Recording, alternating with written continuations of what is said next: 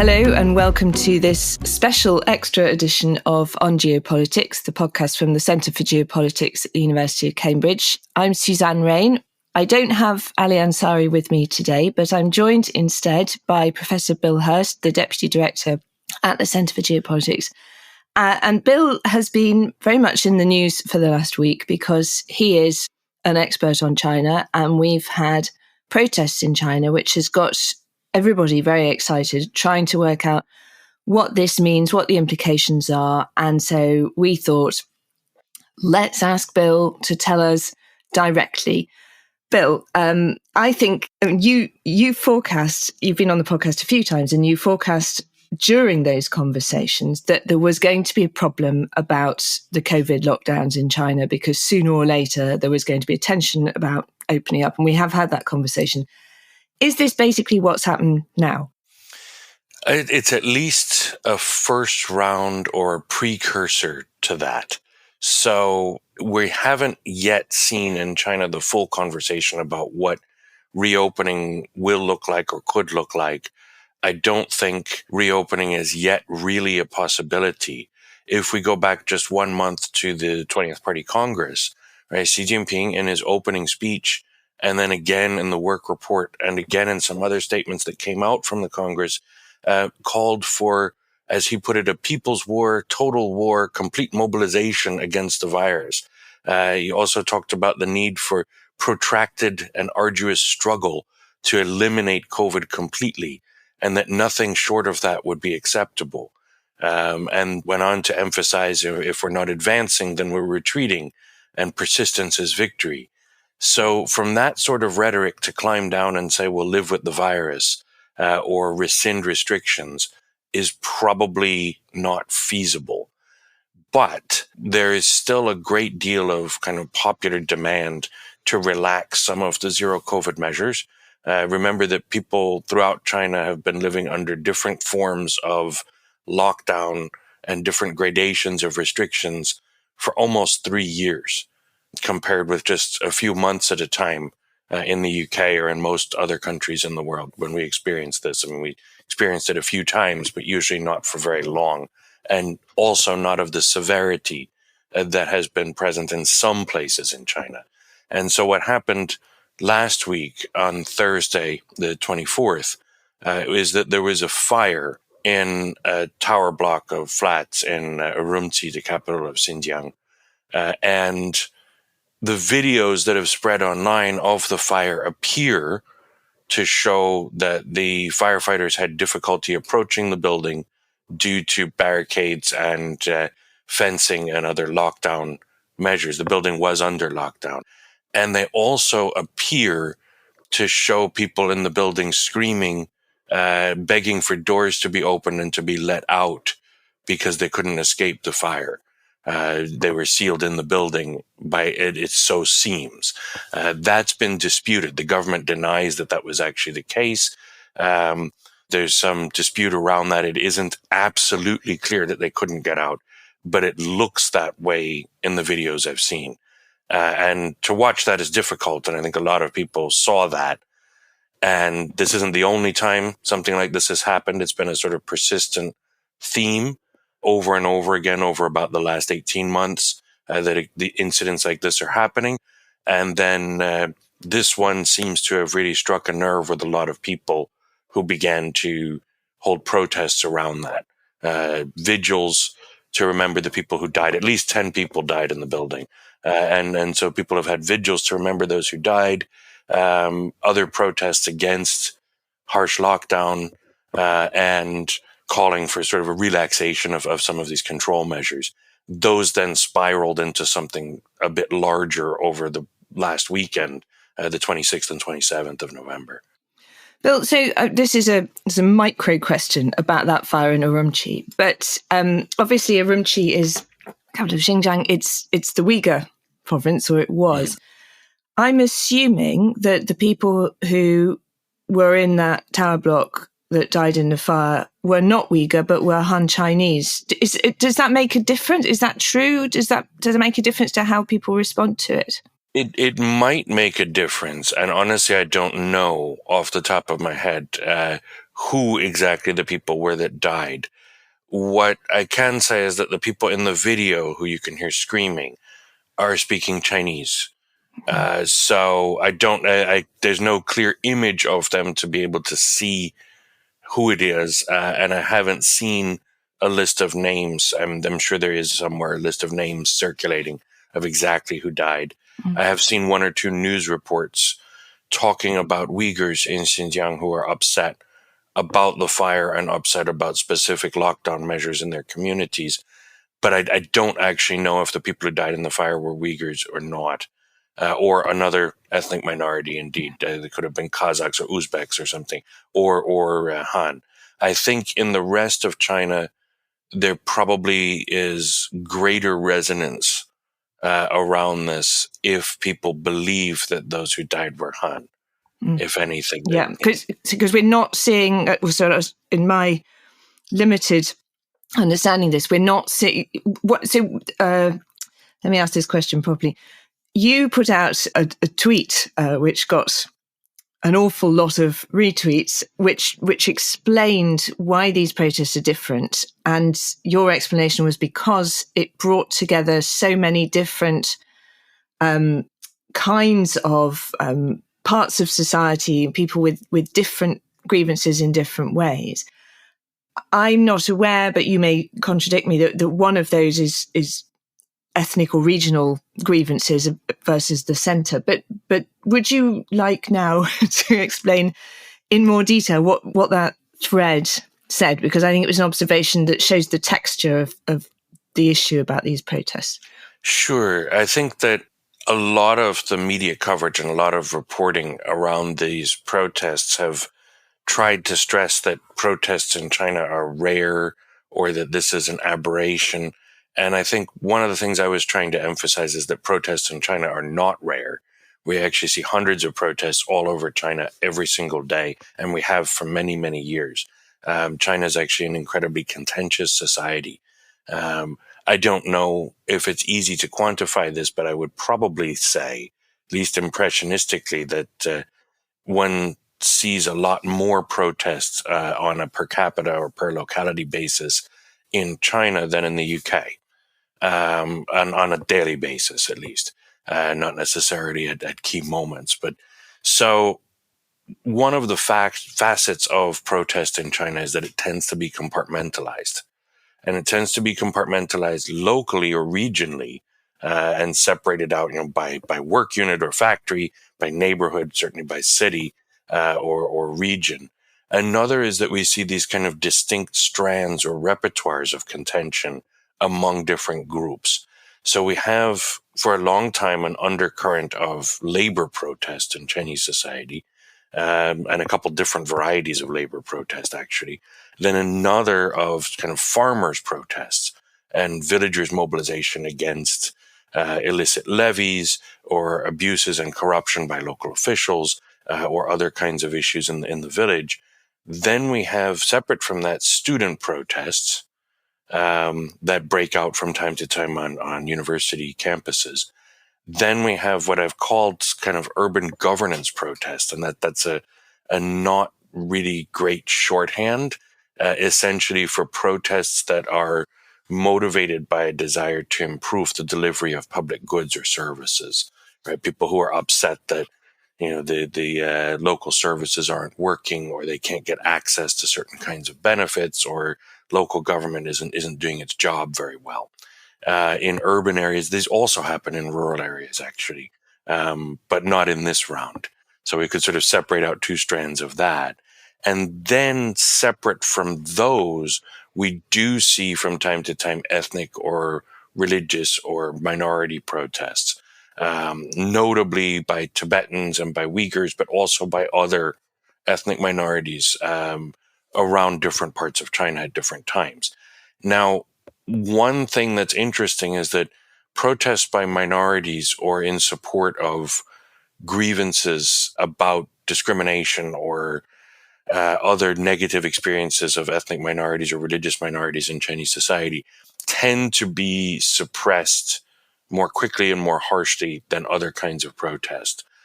We've seen that pretty solidly for at least the last 15 years. I would say even longer than that. And that has not emerged, at least not from what I've been able to see in the current round of protests. The other thing we haven't seen really is a great deal of rural mobilization around these issues. Not that rural people aren't upset about lockdowns or that none of this affects rural areas. I think it affects rural areas and populations profoundly, in fact, but they haven't been protesting for whatever reason, or they haven't really been part of this wave. And what has happened is that this kind of master framing of anti-lockdown or frustration with zero COVID brought together students, workers, and people upset about urban governance issues in a very, wouldn't say coordinated, but a very closely affiliated way, at least for a moment. And it also drew in a few people that we see quite seldom, but also exist in China, who are sort of more systemic critics of the system or of the party or of the regime. And so for at least a few days, there were a lot of protesters in many different cities who came out first and foremost around these very specific and concrete grievances related to urban governance, and then sort of began to mobilize around more abstract, more general claims, and at times even sort of overall critiques of the CCP and of Xi Jinping himself. Thank you. That's really helpful framing of it. What you're describing with this sort of possibly temporary alliance of students and workers and urban governments, is it, because obviously China's enormous geographically, it appears to have been quite widespread geographically. Is it leaderless? Is it spontaneous? Is it all driven by social media and everybody seeing the World Cup and thinking, hang on, we're locked up and everybody else seems to be out and about? You know, that's the narrative that I think is the explanation that's being given to us over here. I mean, we were also talking, Ali and I were talking about Iran and the sort of spectacle there of a leaderless uprising and how it happens like that. What's your narrative of how it spread and how it was galvanized? Well, I do think it's basically leaderless. And I think, for many years, I've been arguing with people about this because there's an assumption in a lot of the literature on social movements and contentious politics that we see what are often called social movement entrepreneurs, who then establish movement organizations and coordinate framing and articulation of claims and draw consciously on what are often referred to as mobilizing structures to bring people together and get them to turn out to protest. And my argument is essentially that in many authoritarian contexts, including in China, that just isn't feasible. If you try to do that, you will be suppressed fairly certainly, right? There's a very high degree of surveillance and repression of that kind of activity. And that sort of organized, orchestrated protest is more threatening in the eyes of the regime. And so what we usually see are things that I've called sort of structural frames, where there's something that for whatever reason resonates in a powerful way among a set of core constituencies and isn't deployed consciously or with any agency by a leader or by an organization that helps to bring people out to protest. The other thing on top of that is that the mobilizing structures usually are not social movement organizations or, as has often been pointed out in contexts as diverse as the American South or Poland, churches and church groups, something that's usually not the structures that mobilize people in China. It's actually usually neighbors, at least from what I've seen. So it's in villages, it can be old people's associations. It can be other kinds of groups. It can also just be people who happen to live in the same village. In cities, it's very, very often neighbors who live in the same building or in the same compound. A lot of urban housing in China is organized into what in Chinese are called 小区. They're sort of little districts, micro districts. They could be called a little bit like sort of Soviet urban planning, but even at a more micro level, sort of a small compound of high-rise buildings with a wall around it, in which a large number of people would live, several thousand people or so, would live inside this walled community. And there might be shops inside or a restaurant or something like this. You certainly are free to come and go. It's not sealed off, although it can be, as they have been during lockdown in many cases. So it's very convenient for social control. But it also forms a very tight-knit urban community in a way we don't usually see in cities in Europe or North America, that most people do know their neighbors and do see their neighbors regularly within this smaller community. And a lot of social services and public goods are provided through that community. And so people who live together in those sort of little neighborhoods are usually the people that will get together to protest.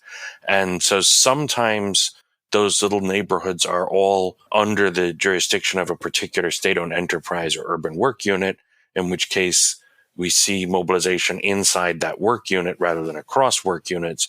In some cities, people from multiple different work units will live in the same community, in which case then it's actually easier to get mobilization across work units. So that's what we see with workers' protests a lot coming up. But what we saw here is also, I think, mostly people mobilizing in these neighborhood networks, but all at the same time in many different places. And I don't know how much of this was driven by social media or not. One of the state responses has been to try to restrict social media and online messaging apps even more than they already are. And there's been all kinds of interesting strategies around that. If you search for places where protests are happening, you get all kinds of inappropriate content, apparently. Yes, I've seen that. Oh, I've heard. Yeah. I've heard it. Yeah, I haven't actually tested it, but I've heard this from multiple people that that's what happens. If you try to search for things, other things get blocked. So one of the more clever things I've seen is people sending an image of a chess game in which the white pawn all the way at the left has moved 2 spaces on the first move, because that is a move to the square A4 on the board, which then indicates that you're going to hold up the blank piece of A4 paper as part of the anti-censorship protest that's been going on. So, people are finding all kinds of creative ways around this. I've talked to a number of people informally who definitely have heard about things because they brought it up to me. Various aspects of protests going on. So I think things are spreading both inside China and outside. Right. So if you speak to people outside of China who have family or friends in China, they can confirm also that people are aware of what's going on to a greater degree, I think, than we might appreciate or than the state wants. But I don't think they're coordinating. I don't think people in city A are calling up people in city B and planning how they're going to protest. What is pretty clear, though, I think, is that the state is not responding in direct, harsh ways.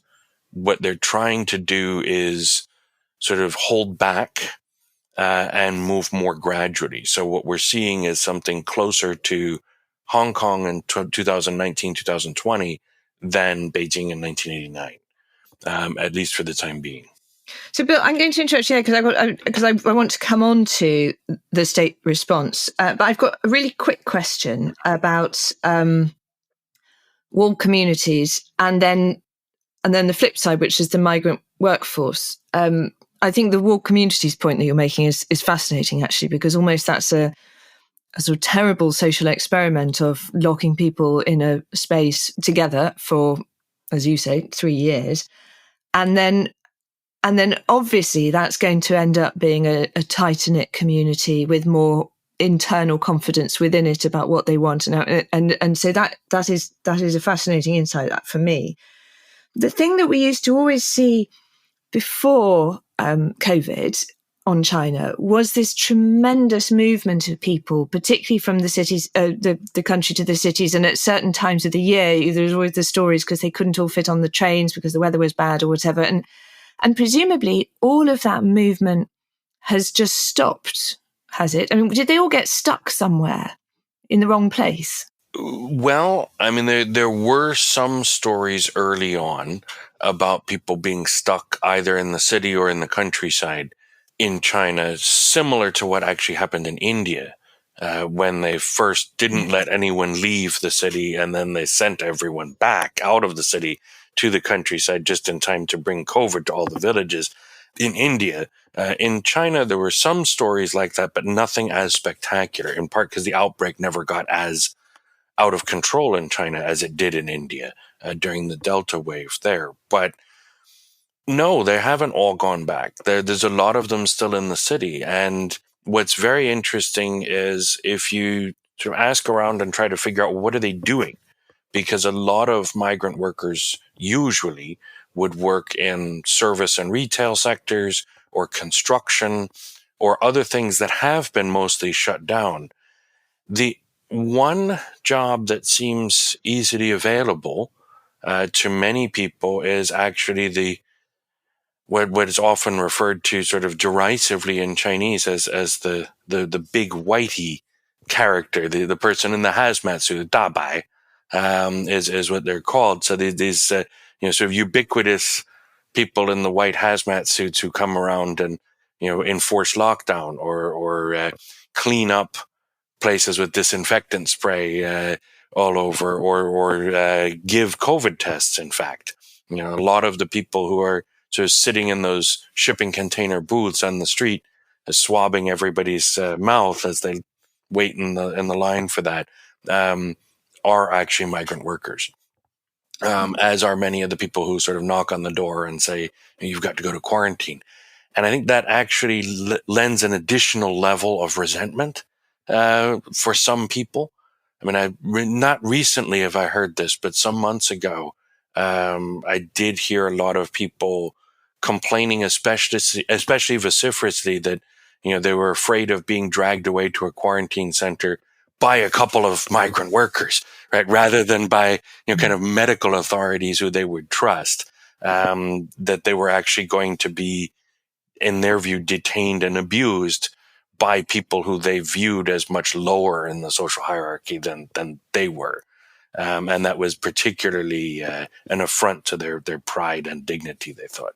Gosh, Bill. So, I mean, this is why it's so good to talk to you, because you, as you say, this is so multi-layered and such a complex country and society. So really understanding what's happening. So let's turn now to the response. And you did say at the very beginning, there's three possible courses of what's going to happen next, and the one that you put as most likely was essentially that these protests would fizzle out.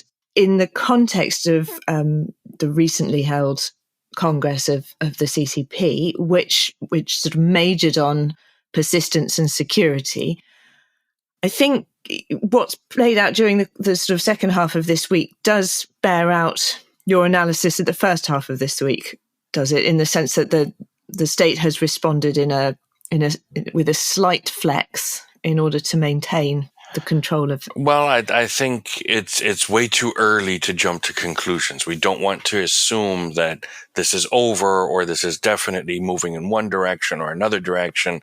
Things could very well change even before this podcast is published. But so far, it does appear that a couple of things are true. First of all, that the holding together these disparate strands of contention under a kind of umbrella frame of anti-lockdown claims is really difficult, and it's even more difficult without an organization, right? Because there's no organization, there are no leaders, there's no one to keep reminding people to sort of stay on message and stay on track. There's a fair bit of drift, right? And there's drift towards the A4 protests about censorship. There's drift towards some people calling for Xi Jinping or the Communist Party to step down or be deposed. There's drift towards other people who want to stick with just talking about the fire and lighting candles and the commemorating those who died. And so I think there's a risk, which we've seen borne out in at least some places, of some of the protesters beginning to feel that they're not really represented in the ongoing movement. That, maybe I shouldn't be here. This isn't really what I was upset about. I didn't ever have this issue. I don't really want to be associated with these claims. And so they just decide to stop.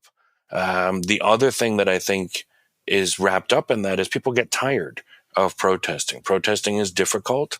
When you're doing it, you can't be doing something else. So there's an opportunity cost to turning out and protesting day after day.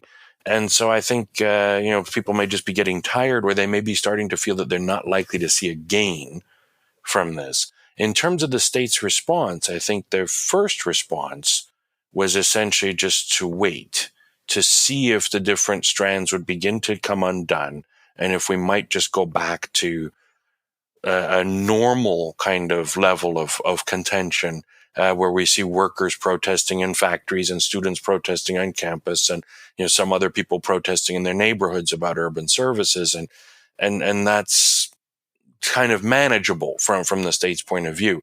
And it looks like that's perhaps where things have been trending in the last couple of days. But the other thing the state has done is they've been very subtle about turning up the pressure just a bit.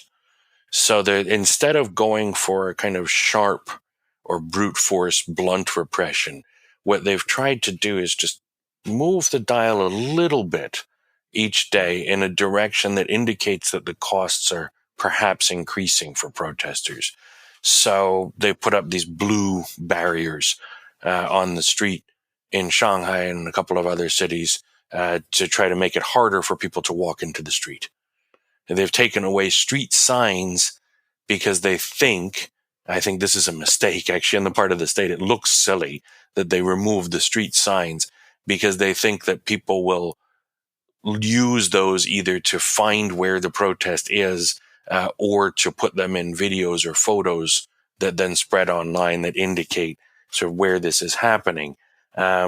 My perception is that that's not that important, really, and it just makes the state look a bit silly to have the construction workers removing the street signs. But they did that. They've also put lots of police, both plainclothes and uniform police, around areas where protests have happened in multiple cities, and they've just been stopping people to ask a couple of quick questions, to look at what kind of photos or messages they have on their phones, to check their ID, to take a photo of them in some cases, just to see sort of what people are doing in a way that many people would find perhaps a little bit intimidating, and certainly would take as a message that they're being watched and that something might happen if they were to protest. And then the most sort of proactive measure that the state has taken so far that I've seen has been to begin tracing and then calling people. So begin tracking down people who engaged in protests and then calling them on the phone to tell them, oh, we're aware you were at this protest. Why did you go there? What were you doing? Are you going to go back? Maybe you shouldn't go back. And in some cases, even calling relatives of people. So if young people went to the protest, they might call their parents, even if their parents don't live in the same city, and say, hey, your son, your daughter, they were at the protests. What do you think of that? Can you talk to them? Maybe that's not such a good idea. We might have to come and visit you if your kids keep going to the protest. And so these kind of indications from the authorities seem to have struck some fear into enough people that at least for right now, more people are having second thoughts about continuing to protest. And I think if we see the protests flare up again or begin to spiral, we'll see that repressive response turn up another notch. So that's kind of stayed the momentum. At the same time, I think, you can correct me if I'm wrong, they've also ramped up a response on COVID, haven't they? Or they're starting to look again at the vaccination. How much of that is a change? Not much has changed, actually. So one thing that the Chinese government emphasizes again and again when foreign media correspondents or critics say, oh, zero COVID is this monolithic and terrible thing, they always respond by saying, it's not just zero COVID, it's dynamic zero COVID. And there are 25 or 30 different policy measures that can be deployed in different ways and to different degrees in different places and at different times. And that's actually not a lie. That is true, that's going on. And so we see at least, 4 or 5 versions of lockdown that are in place in different parts of China, even street to street, different rules in place in large cities. And so that means there's a lot of room to tweak things, right? So we see some situations in which you really cannot leave your apartment. And then others where you're free to come and go as you want. But most shops and businesses are closed, schools are closed, and you're going to have to test at these PCR test facilities every day or every couple of days. And even some others where there's not testing requirement as strictly enforced. So, there's a lot of room and a large range along this continuum where the state can move. And they're moving in little bits in some parts of the country, rather than wholesale across all of the country. There isn't one national lockdown policy that can be switched on, switched off in a kind of dichotomous way. It's actually much more differentiated locally and in these various gradations. The other thing that has happened since about the 30th of November, which I think is a rather hopeful sign, is that they've started, it seems, to push elderly people a little bit harder to get vaccinated. Because one of the challenges that China has, if they are ever to lift lockdowns, is that a significant proportion of elderly people have not been vaccinated at all. And supposedly this is because many are afraid of interactions with the vaccine with long-term health conditions like diabetes or high blood pressure, things like this, that, at least this is what I've heard as kind of excuses for not getting vaccinated. Honestly, I don't understand why, and why elderly people wouldn't take it. Well, so Bill, I'm sorry, because I keep hearing this, and people don't want to get vaccinated. I'm thinking this is, on the one hand, we're being told this is, the most extraordinarily comprehensive system of state surveillance. People, there is essentially a contract between the party and the person, that the person accepts the party's in charge. And then on the other hand, we're saying, well, all the old people don't want to get vaccinated. That doesn't make sense to the outsider like me, who says, but surely the state can just make them be vaccinated, can't they? For whatever reason, the Chinese state has declined to reach for the most coercive tools in its toolbox when dealing with this population over this issue. What I think is significant is that early on, when the vaccine drive first started, if we think about how vaccines were deployed in the UK, there was a very clear system of tiers or groups who should get the vaccine first with the highest priority, and then moving all the way down. I think there were 6 or 7 different groups, right? And the purpose of the vaccine drive at the beginning was very clearly to prevent people from dying, to get people vaccinated in the priority order of what their risk of dying from COVID would be if they were to get infected. And so the idea, at least, was to prioritize, elderly people, people in care homes, people with long-term health conditions, and then slowly work down. And of course, people in the lowest risk categories didn't get vaccinated for a very long time. And many, many of them got infected with COVID. If I think about, our students, or teenagers and younger children, many of them, only got vaccinated a year later from when the vaccine drive started. And in fact, vaccination rates in this country are lowest among young people, whereas most elderly people here have long since been vaccinated, boosted, etc. In China, the vaccines were deployed at the beginning not to prevent death, but to prevent spread, right? Because they had already essentially eliminated the outbreak. There was almost no COVID was spreading in China at that time. What they decided to do is use the vaccines in a different priority order to try to get those people vaccinated first who would be more likely to spread the virus if they got infected. And so they actually started with younger people and essential workers, and then worked their way up slowly to people who are much less likely to have social interactions. In other words, elderly people. And so elderly people only have been reached much later in the vaccine drive, didn't seem to view it as a priority. The state didn't really care as much about making sure they all got vaccinated. They weren't pushed or coerced to do it. And then the other issue now is that almost no one, not almost no one, but a much smaller percentage of people have been boosted with the vaccine. The vaccine is less effective at preventing infection or severe illness than vaccines that have been deployed elsewhere in the world. And the Chinese vaccines have not yet been updated, as far as I know, to be bivalent or multivalent. They could be, right? Because remember, they're built on the same technology as a flu vaccine. It would not be hard to update it with the whole virus system for Omicron or for other variants. I'm sure that they're working on that. I'm sure that will be deployed along with these new inhaled vaccines that are being rolled out in China to go alongside the injectable ones that supposedly are more effective as well. So I don't think they're just not doing it, but it's coming rather late.